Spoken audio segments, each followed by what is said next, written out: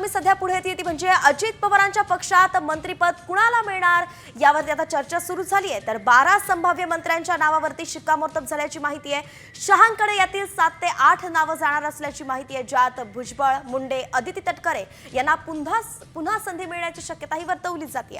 एक अत्यंत महत्त्वाची बातमी आपण पाहतोय। अजित पवार यांच्या पक्षामध्ये आता मंत्रिमंडळासंदर्भात खलबत सुरू झाली आहे, हालचाली सुरू झाली आहेत।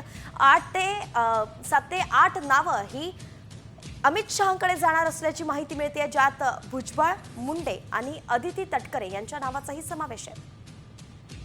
त्यामुळे आता कुणाच्या गळ्यात मंत्रिपदाची माळ पडते हे पाहणं महत्त्वाचं आहे। 12 संभाव्य मंत्र्यांच्या नावावरती चर्चा झाल्याची माहिती सूत्रांनी दिली आहे।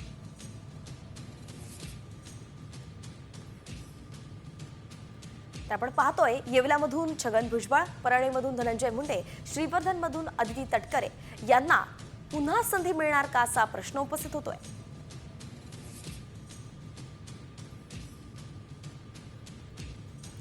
कागलमधून हसन मुश्रीफ, अमळनेरमधून अनिल पाटील आणि अहेरीमधून धर्मराव बाबा अत्राम हे सुद्धा लाईनमध्ये असल्याचं कळतंय।